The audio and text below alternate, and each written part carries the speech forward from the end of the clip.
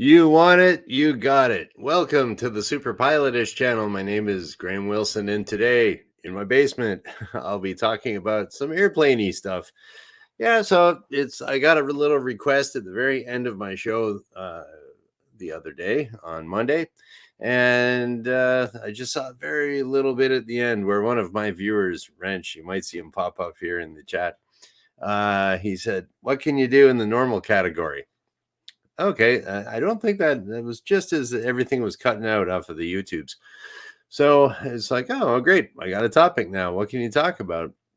And the thing is, there's this thing about airplanes is that they have to be flown just right. They have to have just the right weight. You can't have too much weight; won't get off the ground. Won't keep flying. You can't have the weight too far forward or too far backwards because then it's all kind of wobbly. So there we go. And sometimes maybe you might have seen on the internet a few times where there's a airplane and they're loading it maybe from the back, and then the tail goes down and the nose is up in the air because those wheels on your big jet even they're kind of close to the middle, and if too much weight gets on the back, it's like a seesaw kind of thing. So you think about that in an airplane, it's a little seesaw flying through the air. So I will demonstrate a little bit with the KD-12X, my homemade 2.5-year-old maybe airplane now.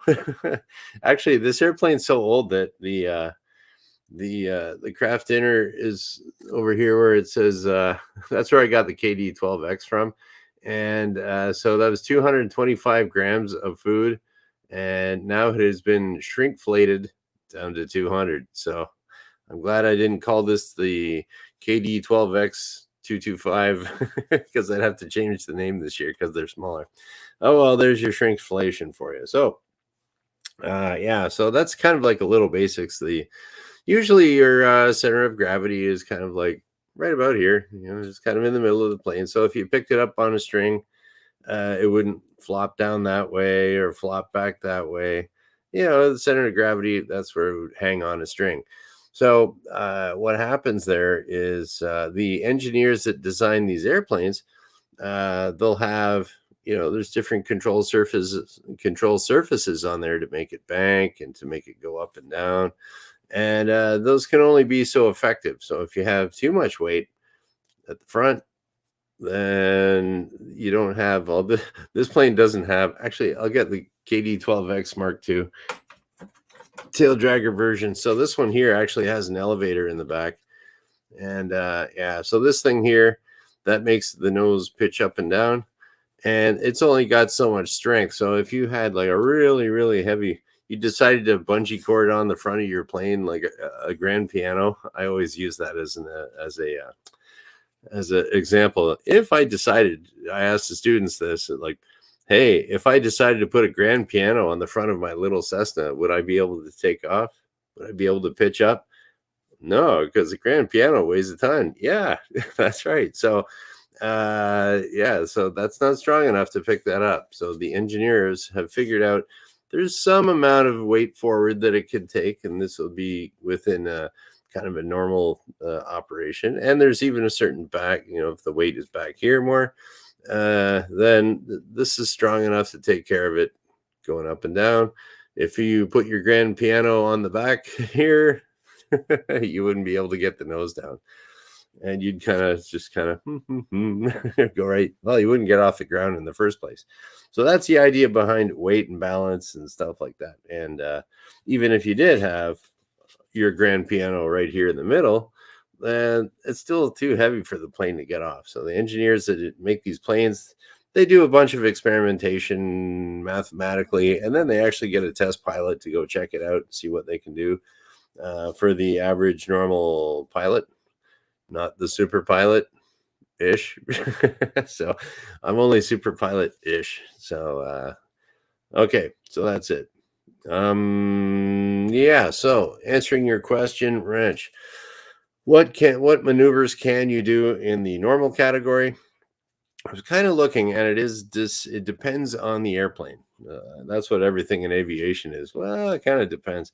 So because every airplane is, it's certified by if you have just like a regular, I don't know, Cessna, Beechcraft, Piper or something, that's all certified by the government to say, okay, you can safely do these types of maneuvers, this thing here, that thing there. So in the normal category, that's like the most vanilla ice cream flying you can do. So it's basically in the normal category, you can have baggage in there, you can have people in there, and you can't go upside down. Oh, that's no good. And then it's just, don't bank too much. And usually in the book of the plane that you're flying, they will have they'll have some limitations on what you can do. And so if you said and anything that is a limitation in an airplane will be, as they say, placarded. So there will be something there within view of the pilot saying, you cannot do this, you cannot do this. And that's like if you're ever reading in the pilot's operating handbook, or like I don't know, the manual of the airplane, there'll be usually a section in there on limitations. And so every little thing that's in the book for limitations, you'll find it somewhere in the cockpit within view of the pilot.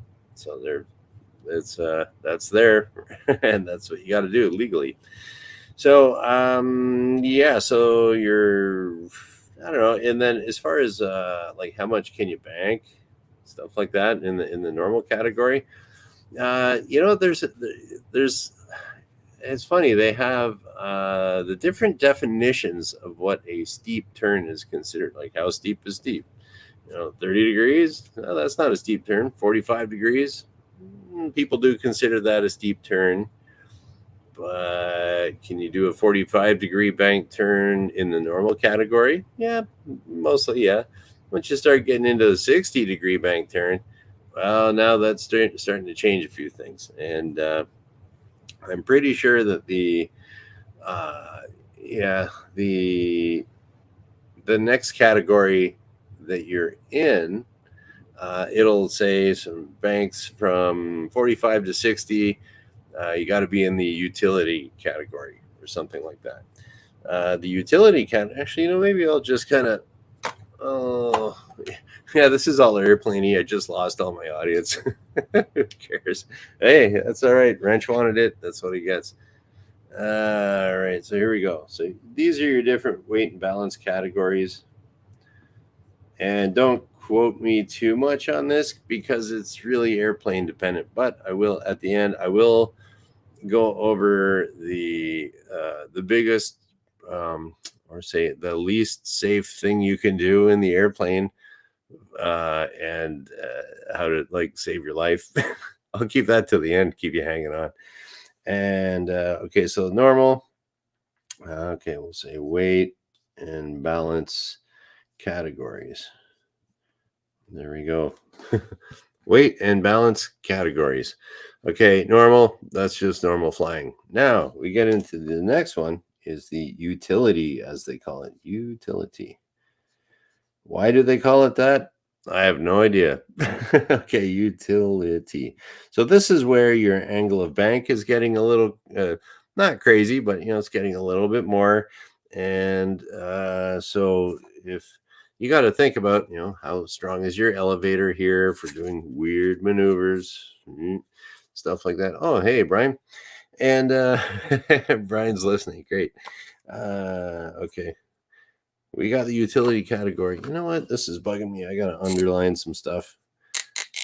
Okay. Let's separate that. And then, yeah. Okay. So normal category, that's just normal flying. Utility category. Now, this also depends on the type of the airplane. Check your book. And so this is where there's certain maneuvers that I was checking out that seems to be, I checked a couple of POHs online here, and this seems to be kind of the consensus, and it makes sense. So in the utility category, these are some maneuvers you can do. Lazy eights. and this other, and I'll describe what I'm talking about here. Chandelle. Oh, I ran out of room. Okay, so for the utility category, usually what you can do here is kind of steeper turns a little bit, and depending on the plane, but definitely utility. You cannot do spins in the normal category ever, ever, ever, ever, and I'll get to that.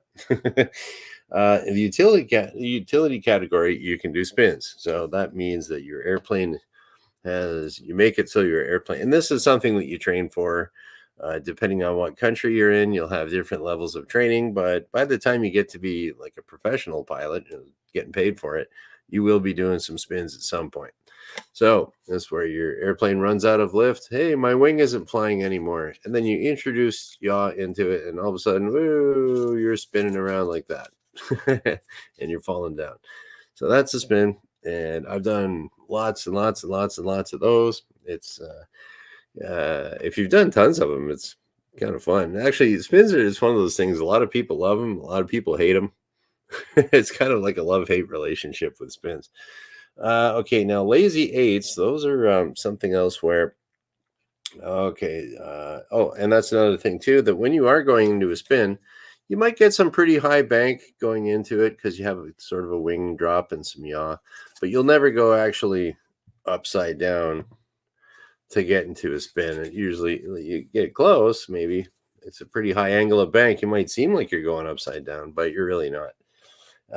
Lazy eights, that's another one where you are not going upside down. And what that is it's just a lazy turnaround. So a lazy eight. So you can think about that you're making kind of like a figure eight pattern over the ground almost, but it's you kind of go up like what do we do here? We're going up like as if you're going to do a loop. Okay, I'll do it sideways here. See if I can demonstrate this. So it's like you're coming in, you want to do a loop, you go all the way around, upside down, and then you're back to there. Okay. But a lazy eight is just like, I'm too lazy. I'm not going to do the full loop. So you kind of go up once you're like this. And then once you're like that, you kind of go in I don't know, give it a little bit of aileron. And then you go, how do you do that? You go up here like this. And once you're coming up for your loop, you kind of let it. I don't know if you do rudder. I think you do like a little bit of aileron there. And you start coming over, and then I never really do these. I've just read about it a bit on the internet. I've kind of done kind of semi-lazy eights, I guess. But just kind of go up like this, and then you kind of let the nose come down. But you're doing that. A lazy eight is when you're actually like this. It's almost kind of like a slow hammerhead or something. And then you come down like that. You go back the other way. Same type of deal. Maybe a little bit of aileron. You come up and like that. So it's just kind of you're kind of going end over end, your wings kind of thing. So you're just doing that. There you go. It's easier to talk with your hands sometimes. There's your lazy eight. So you're never going upside down. There you go. So utility category for that, because when you are coming back out of it, you're coming down like this, and you can pick up some speed. You might have to pull some G's to get back up again to do it properly. So the more force you're putting into it, you got to be a little bit lighter. So that's where the utility category comes in. You're lighter than the normal category, and depending on the airplane, there will be limitations on maybe you can't have any baggage. For spins, definitely you don't want any baggage in there in the back. Okay, chandelle, that's another one. How do you do that? It's kind of like I tried fooling around doing that once because we're not tested on doing chandelles here in Canada, but for your commercial license in the United States, I think you have to do a chandelle. So what that is, from what I can tell, is you're flying along, just regular cruising along, and then what you do is you give it a whole whatever bank and nose up that you need to. You kind of come around, I don't know, like this, so that you're reversing direction. And then so you're coming up and banking at the same time, so that when you come up here, you're at a very slow speed. So you might come into here like, okay, you're coming in at 100 knots, losing speed, bank, bank, bank, bank, bank, and you turn around and you're here, and you might be down to maybe 55 knots or something. So you're on the verge of a stall. But the idea there is that you're changing direction very quickly to 180 degrees going the opposite way. And and you're trading your speed for altitude, and then you can speed up there. So I guess that'd be kind of that would be kind of I guess it could be helpful if you're kind of in a canyon, like doing kind of, oh my gosh, here comes a mountain, I'm all boxed in. Whoop, let's get out of here. So that would work. Yeah. And then so Brian's talking about here about the wing over. So wing over is kind of like a lazy eight, but it's just like I would say, instead of being exactly at 90 degrees when you're coming over the top for a lazy eight, just a regular wing over would be like, maybe you're at 60 or something, but not 90. Yeah, so do some kind of a wing over thing. That's what I would call that. And so like I'm not an expert on all the aerobatic maneuvers and stuff. I'm good at teaching people how to get the licenses and that, but none of this stuff except for the spins are really required for me to do it. So I've kind of done it a little bit, and I don't know. It's really kind of I don't know, boring. It's like, oh, why do I want to go like this? But they like you to be in the utility category for that. Now, where it gets a little bit more fun is if you're in the other category, the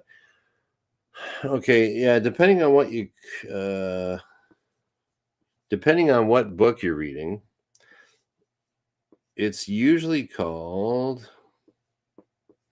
the acrobatic weight and balance category. So, I mean, usually you talk about people doing aerobatics, you're at go to an air show. Yeah, people are doing aerobatics, loops, rolls, all that other fun stuff.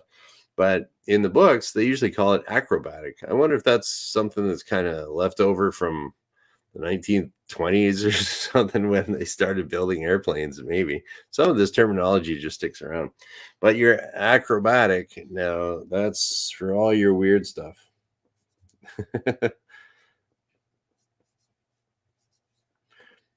And you're usually going ups. Okay, actually, you know what? Let's be a little bit more professional about that.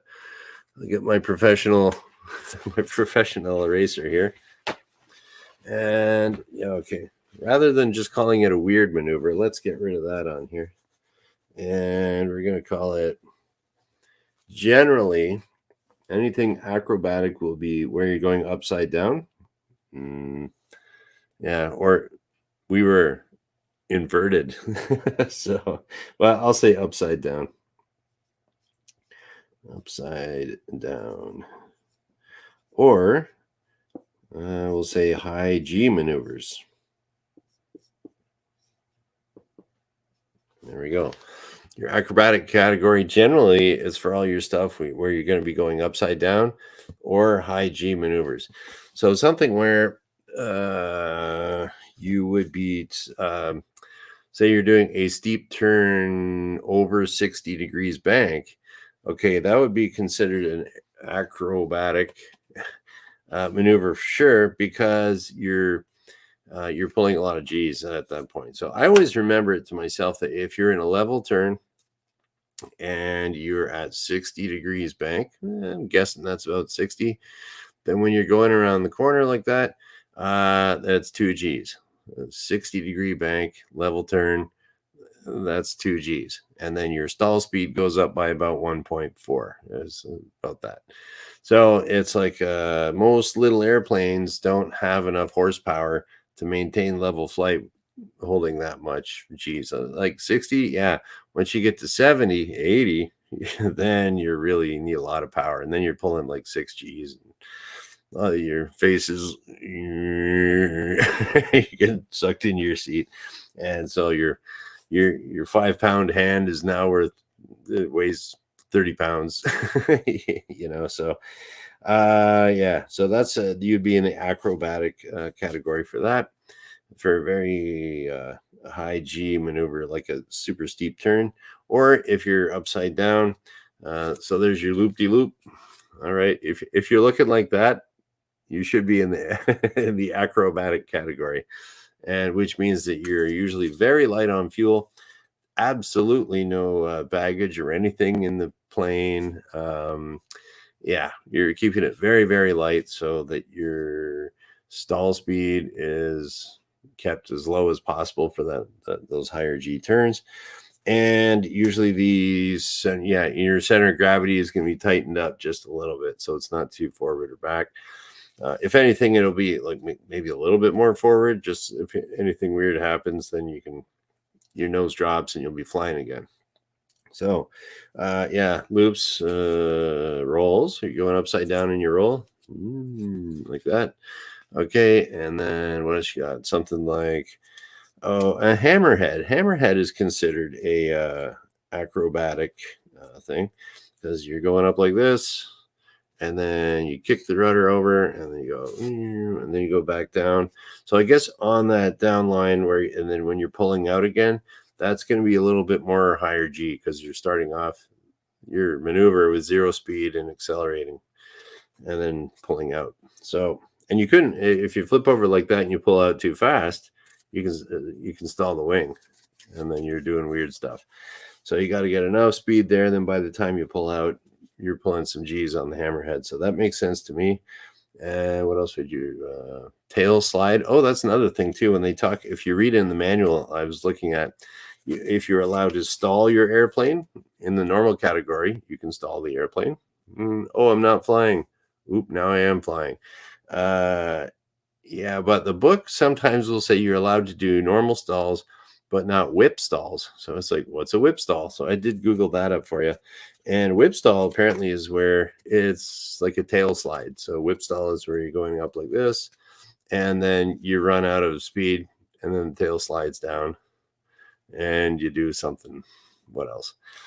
So usually any type of tail slide maneuver, don't do that unless your plane is specifically designed to do tail slides, like competition aerobatic airplane, pit special, extra 300, whatever it is, because your elevator here has to be specifically reinforced to go backwards, like so the air is going backwards over the tail. And normal airplanes, like you'll rip off the elevator doing that, or damage it probably. So don't do any tail slides or whip stalls, as they're called. All right, so there we go. That was about it. That all I wanted to talk about. Other than I will definitely get into what do we talk about here all the time? Safety. Yes, that is correct. So the absolutely most important thing that the average pilot should absolutely never do, and we're going to put this in red for safety. Okay. If you're going to be doing spins and stuff like that, like you maybe you became a commercial pilot in the United States and you got some spin training. Okay. Let's just no passengers. Okay. This kills people all the time. No passengers for spins, and that's no passengers in the back seat. That's what I mean. So you got your Cessna 172, you got your Piper Warrior, something like that. Actually, Warrior, some kind of Cherokee with the chocolate bar, the Hershey bar wing. No passengers in the back for spins. Now the reasoning behind that is, like a lot of people have killed themselves doing that. Even for, I'll give the example of Art Scholl. He was a very famous aerobatic pilot, really, really good. And during the filming of the original Top Gun, he had this Piper Super Chipmunk that he used to fly. And so he'd do that. And what they did is they took his plane, they stuck a camera on the tail here. So they wanted to record when Maverick and Goose, they got, oh no, we're in a flat spin, something like that. Were they inverted in that spin? I think they were in a flat spin. They couldn't get out. Eject. Boom. Goose bites the bullet. So what they wanted to do, they wanted to have a camera like, what does an airplane look like when it's in a flat spin? So good old Art Scholl says, yeah, I'll just stick it into a spin. We'll put a camera on the tail, and well, you can get your footage that way. So okay, rolling, and he puts it into a spin, but the camera was too heavy on the back. So what happened was, they got their footage. I think I don't know if it crashed basically, and Art Scholl died because he had too much weight on the tail. The center of gravity is out here, like here, holding it up by a string. If you got a big heavy camera on the tail, the test pilots making that plane never tested it to have that much weight on the tail. So you're way too aft on your weight. And then you think about, there's a great big, it's like a pendulum effect. If you have all this mass going around and around, like for your utility category for spins, you should have all your mass right around here in the middle, not way out here, because once this gets swinging around, it takes a lot more force to stop it, a lot more rudder force to stop that. He didn't have that, and he also couldn't break the stall. Could he not break the stall? Yeah, actually, I think it was like he couldn't break the spin. In any case, he had too much weight back here, and and I think because of that weight too, you would need more elevator up force to break that. That's what it would be. So it would be a combination of both. You would need a lot more. Maybe he ran out of elevator or rudder authority, but he couldn't recover. So when you're doing a flat spin, he spun it and pancaked it in. Unfortunately, Art Scholl died during that. And if you look at Top Gun, it says dedicated to the memory of Art Scholl. So great pilot, lost it by trying to get some good footage. But I also know I met some guy that knows a guy that just got his commercial pilot's license, and he took a Cessna 172 up with 2 passengers in the back. People were watching him messing around, and the guy decided to do some spins with passengers in the back. No passengers in the back for spins in his 172. And so people on the ground they described it as like, they're not pilots. What's he doing? They said they saw the airplane doing some weird things, and then it kind of came straight into the ground. Well, I saw the crash, when they crashed into the cornfield, all the corn was standing up around it. So it was down in the cornfield, but all the corn was still standing. If he would have had an engine failure or something like that, he would have gone in, and they would have been a line of corn that was knocked over. But it was just like someone just took the plane and plunked it down like that in a cornfield. That tells me that it was a spin, because your forward motion isn't anything in a spin. It's all downwards. And so all 4 people died. Not good. I knew somebody that knew that pilot, and and apparently he was a good pilot and stuff. But you're 19, you're 18, you want to show off in front of your friends. Don't do it. Like, it's just, you can't overcome that physics. Same thing with Art Scholl. Too much weight behind the center of gravity. They had a couple people, maybe not as far back, but a lot more weight than a camera. And still, Cessnas are not.